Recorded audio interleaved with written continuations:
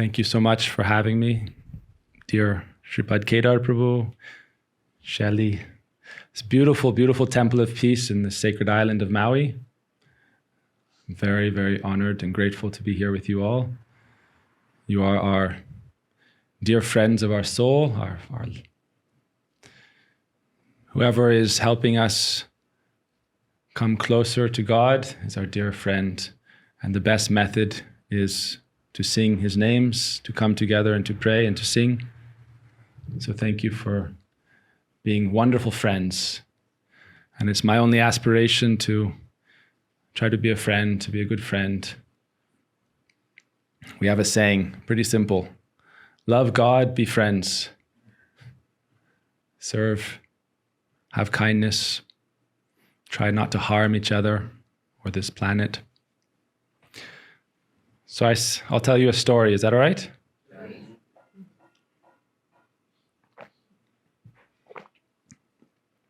One day, in the sacred land of Krishna's birth, Vrindavan, Krishna was playing with his friends. And Krishna, as a young boy, is very naughty. So he was wrestling and fighting and arguing. He's famous for this, stealing butter. This is Krishna's transcendental exploits. So one day his friends came home and complained to his mother, Mother Yashoda, "Oh mother, your son, Krishna, ate dirt."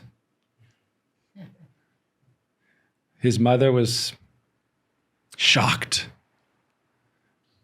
Why? In Vrindavan, they're famous for their cooking. It's not like there's lack of good food. Just like tonight, after the talk, we don't have to go and eat dirt. It's great food. So Mother Yashoda was shocked. Krishna ate dirt? So she sat down and said, "Krishna, is it true? Did you eat dirt?" Krishna said, "No, mother, I didn't eat dirt." And she said, "All right." You know, they say, you can believe somebody, but you should still test, verify. So she said, "Open your mouth and show me." So Krishna opened his mouth. And Mother Yashoda looked in his mouth. What did she see? The whole universe. Baby Krishna opened his mouth, and his mother looked inside and saw the whole universe. But then she noticed something. The eyes, what you focus on, what you pay attention to, that's what you see.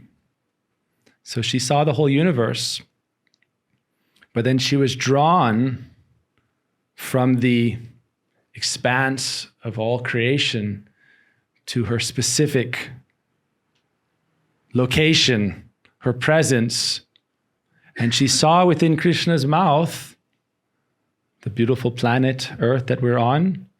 And then within that Earth, it was like her vision and the mystical power of Krishna was taking her on a journey.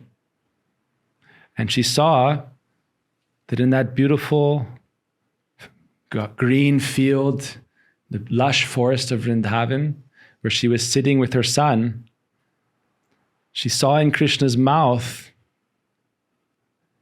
herself sitting with him, looking inside his mouth. This is a very mystical story of Krishna. For us, it means that none of us are outside or separate from God. This is the tradition of the Vedanta. Ekam The ultimate reality is Advaya Gyan Paratattva. The absolute truth is one.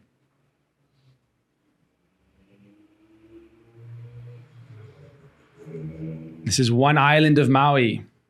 Within that island, we have our beautiful temple here. You can imagine, okay? Now, anyone seen a picture of Maui? Anyone follow Dayanidhi Prabhu? A beautiful picture of Maui. Okay, one more photo, okay? Here's a beautiful picture of Maui. So we can all use our consciousness now and meditate on Maui. And pray for healing and for love. But then you can focus within Maui. There's this beautiful town called Haiku.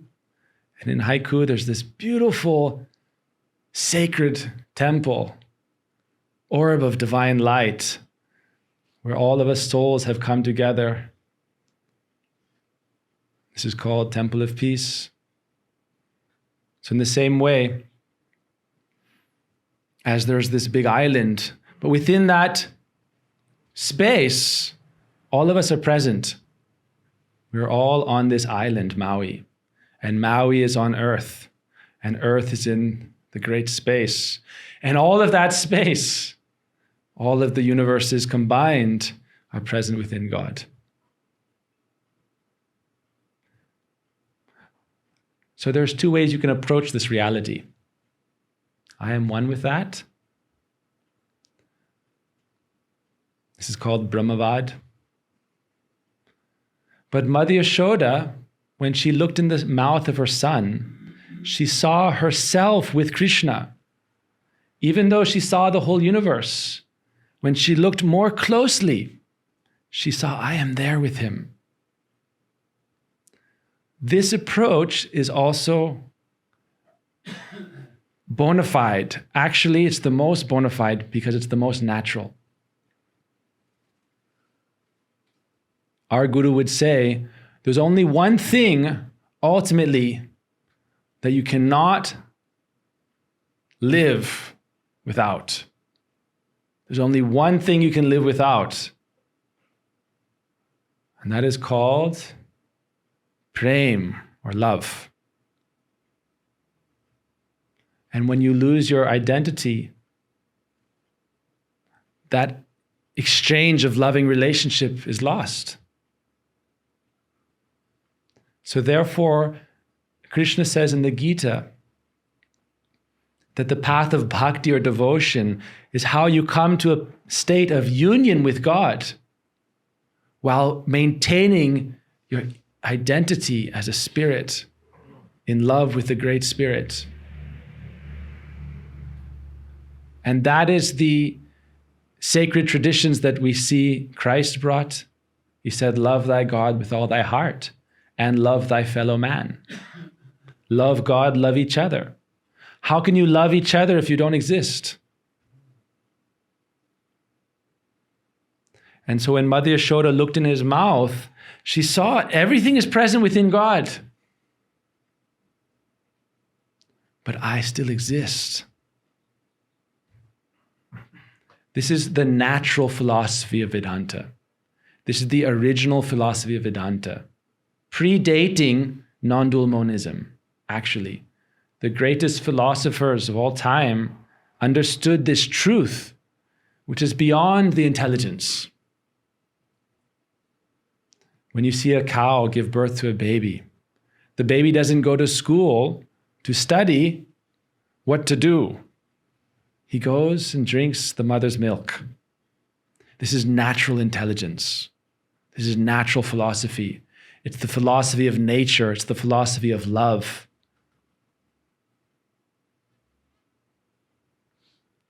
I have a relationship with God that is natural. This is a philosophy of bhakti yoga. Therefore, Krishna calls this the easy path, because it's the natural path. Love for God is natural. Our Gurudev would say, if you throw a rock in the air, it comes back to the land, because it's attracted. If you light a candle, it goes towards the sun, because it's attracted. If you look at the rivers, they flow to the sea, because they are attracted. This attraction has a special secret to it, a natural science. Like attracts like. So we are not God, but we are like God. What does that mean? We are part and parcel of that whole existence.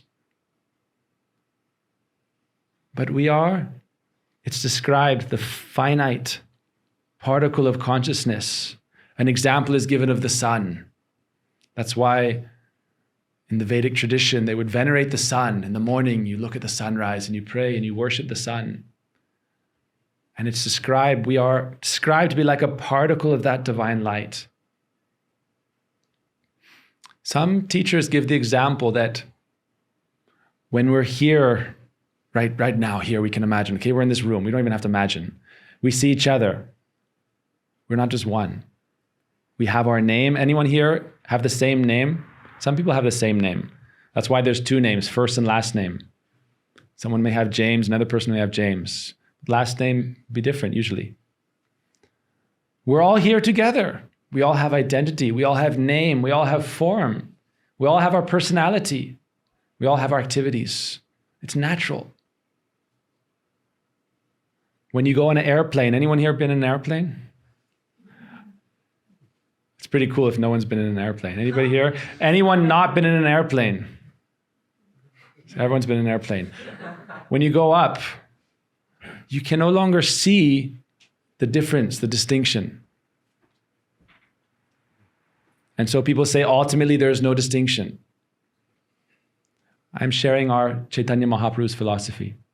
When you come back down, the distinction still exists. That means that distinction is natural. It's authentic. It's original. It's real.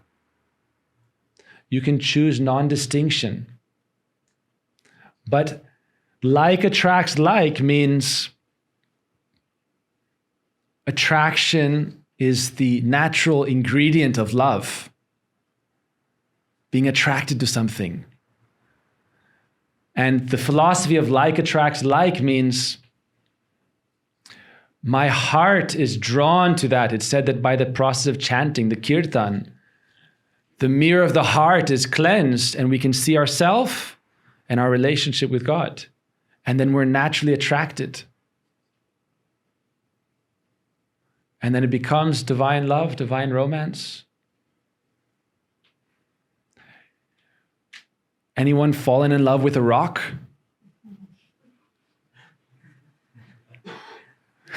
I saw a lot of yeses. Very evolved people here. Yes, we have Giriraj. But this is Krishna. But if you look at natural life, natural science, you love your partner, you love your child, you love your friends. So in the same way as you love each other, we should all love God and be friends. If you love God, then it's natural to be friends because you can see that spirit in everyone. Namaste. That every life, all life is sacred, but life is not alone. This is not a contradiction. Individuality is also eternal. And as we are the spark of the great fire, our nature is to have love and devotion for that source. So love for God means offering our heart to the root of existence. Then the whole tree of life is nourished. That is our process of bhakti. We all have love as part of our nature. It's the natural state of being. If you're acting in a hateful way, it means there's been some perversion. There's some covering, there's some trauma. But the natural state of life is love. Anyone see, like a little infant? People love children. Right? Because it's pure, it's innocent, it's natural, it's original. So in the same way, whatever love we have in life for our partners, for our children, for our elders, for the land itself, we should offer the first part of that love to God, and then your love becomes infinitely powerful. This is actually the science of bhakti. When we offer our food, before we eat our food, first we offer it to God. Then it becomes full of transcendental energy and bliss. Then we share it with everyone. That's what we're going to do tonight. We prepare the food with love. We offer it to God with love. And we share it with each other with love. So this is our meditation. And if we can practice this, then a transformation occurs. So we all have a name, we all have a form, we all have our personality, our qualities, we all have our activities. So love has its own nature. And its nature is that it's rising, it's evolving, it's Krishna, God, is called Raso Vaisaha, always expanding his capacity to love and loving exchanges with his beloveds, the devotees. So first, I want to mention the process, the best process, because this is a beautiful idea perhaps. But the process to realize this is what we're doing tonight. The process to realize that I am part of that, part and parcel of that, not separate from it. So my nature is to have a loving relationship. And it's not something outside. That's also a reason for this story. God is not something you have to look for outside. We come to the temple to find God in our heart, to remind ourselves that God is in our heart and be with God's people. Yes? I want to ask everyone to do one quick little exercise with me, okay? Everyone can put your hand on your heart, your chest. Okay, you can feel your heart. All right, and we're going to chant this mantra together right here, slowly, okay? Chant it so that you can hear yourself. Hare Krishna, Krishna Krishna, Hare Rama, Hare Rama, Rama Hare Hare. You feel where that sound was coming from? Where was the sound coming from? One more time. Let's do Om, okay?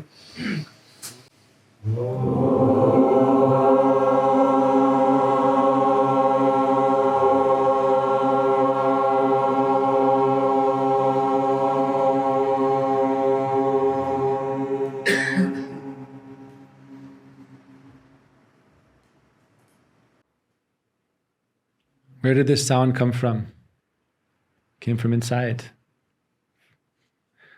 From the belly, creation, energy. To the heart, to the throat, to the mouth, into the ether. When Krishna's mother looked in his mouth, she saw that reality is inside of God, not outside of God. Meditate on that. Reality is inside of God, not outside, not separate. Nothing can exist outside the absolute truth.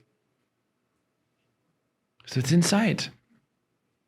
And we are also present in that inner chamber. The soul is described to be that particle of divine energy, divine consciousness, existence, and the nature of bliss. Anyone heard this term, Satchidananda? Sat means existence. Chit means consciousness. Ananda is bliss. What is the nature of bliss? When we chant kirtan together, we're becoming blissful. We're becoming lighter, happier. But this is a meditation for you to take away with you. The soul's nature is eternal existence, consciousness, and bliss. But that bliss potency is something that we learn to offer To give bliss is to be blissful.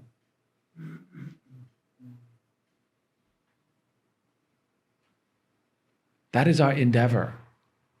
Even in this simple act of chanting together, we're praying in this activity, how can I give happiness to the Absolute? This is called arati. Anyone seen an arati like we did? So we should meditate all our voices, our lamps, in this sacred arati ceremony. If you look at videos of Varanasi or Jamuna and they're doing arati together, many hundreds and hundreds of lamps, each voice singing together, it's called Sankirtan together. Each voice in song and prayer is that lamp offering, and we're praying, may you be pleased. That's how you actually can relish this bliss, Ananda. If you think of bliss as a quantity, right? Bliss, what is it? What is bliss? What is happiness? First of all, it said it comes from within. The scientists also say, Ananda meet. It's an internal thing, coming from the subtle plane, which is coming from the spiritual plane, which is coming from the divine plane to the gross plane. And that bliss potency, when it's offered, it's experienced. When a mother is giving breast milk to her child, she's experiencing happiness.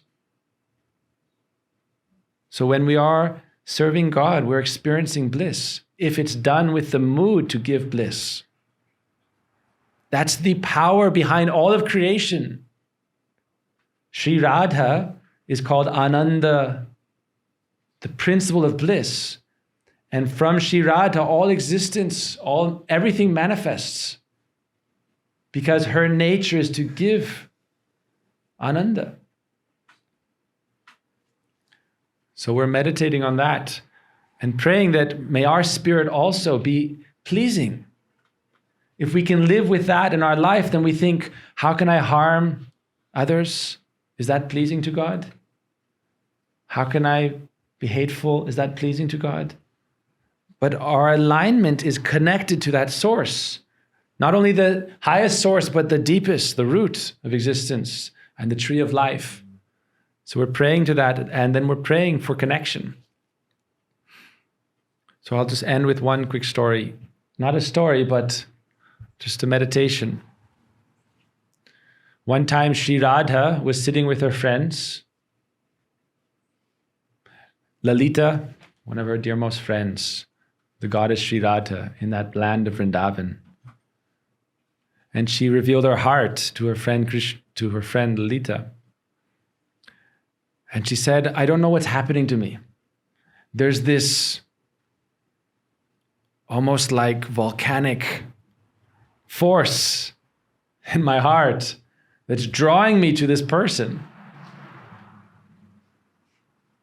Anyone tried to stop a volcano from erupting? There's a powerful energy, a powerful force drawing me to this person. How? One time I was sitting alone. I heard a beautiful sound of a flute. Krishna's flute in this world is actually the prayers of the saints that we sing together, the mantras that we sing together, the Om, the cling vibration. That's the vibration coming from the divine realm of Krishna's, that emanating from Krishna's flute. So she said, I heard that sound and it came into my heart and it started to agitate my heart. And now I cannot live without meeting that person. I'm hearing the sound of the flute. Then one day my friend, Chitra, she has another friend, her name is Chitra, a very expert artist. She made a painting of a very beautiful boy. And I saw the painting of this person and I fell in love with him. And then one day, I was sitting in my palace and this beautiful Sham Varna, this beautiful bluish boy, was walking with his cows along the pathways in Vrindavan. And I saw his face and I lost my heart. And she said, now I feel like my heart's in 3 places. The person who played the flute, I've already offered my heart there. Then I saw the picture, and I offered my heart there. And then I saw the form, and I offered my heart there. What should I do? I've offered my heart in 3 places. And her friend smiled and said, don't worry. God is one. Krishna is one.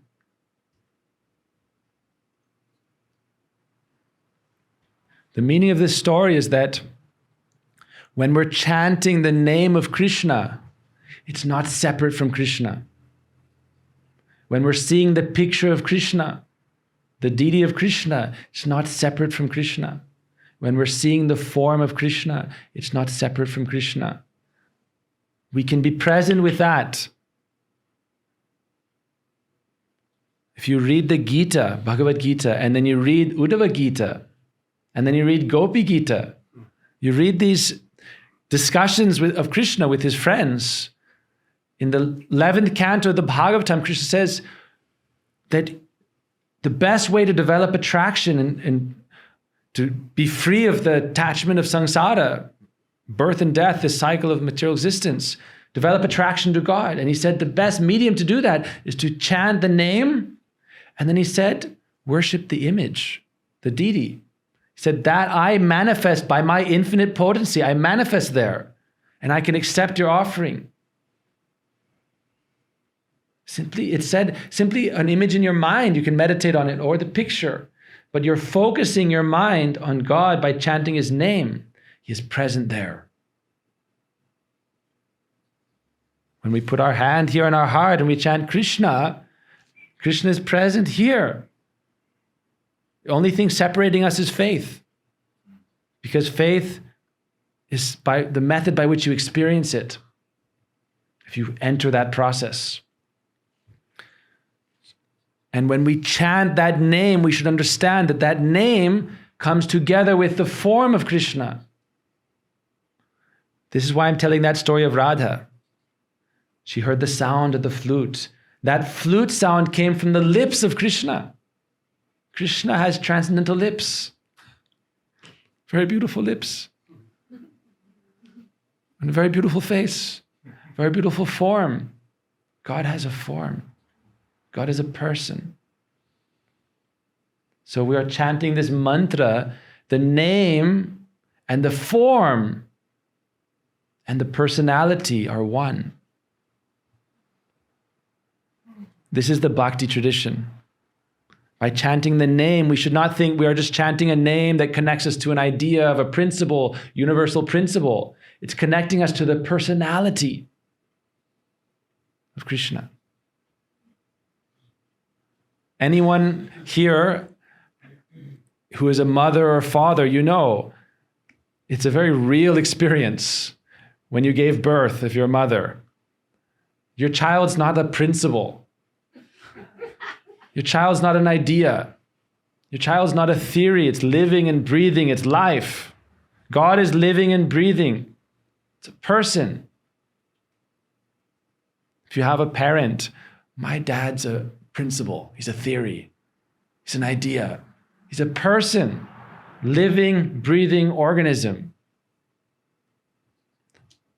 So it's said that Krishna and his name and his form is actually not separate. And the way to see the form of Krishna is by chanting the name of Krishna. And so we chant the name of Krishna while meditating on the form of Krishna. And then from name we come closer and closer. This is the practice of the gopis. Radharani said, I cannot live separately from you. So what does she do? She chants the Mah Mantra. This Mah Mantra is the love song of the soul to God that brings about the union of the soul with God in divine love. That is this mantra. This mantra has no other meaning. In our commentaries of our Goswamis, it said that when chanting this mantra, Radharani herself chants this mantra. She sits and she chants Hare. And she meditates on Krishna and says, oh, by playing your flute, I heard the sound of your flute and you captured my heart. And my heart was taken from my body to you. And now I'm just sitting here waiting to meet with you. My heart is gone. So she chants, Krishna, you are a thief. Krishna, you have stolen my heart. Hari, the name of God, means the thief of our heart. If you want worship, Krishna means you're worshiping the God of love. So love is the only thing we cannot exist without. So if you want to love God, you worship the God of love. That is Krishna. So Radharani says, Krishna, why do I love you? Why do we love Krishna? He's all attractive, the most beautiful, the most sweet. It's described to be like concentrated nectar. You can imagine the most sweet thing you've ever experienced, the most blissful thing you ever experienced. That is like a drop of the beauty and the sweetness of Krishna. You've taken my heart, Krishna. And then again she prays Hare. And chanting your name, she's remembering her meeting with Krishna and saying, Krishna, I heard your flute and I was praying for you. And then you appeared in front of me in form. By chanting your name, you appeared in front of me in your form. Hare Krishna, Hare Krishna. Appearing in front of me, you did not leave me alone. People think, why is Krishna dancing? So many gopis. Because this heart, the soul is praying to be united with God. And so you're praying for that, he appears and accepts. So Krishna takes the hand of Sri Radha.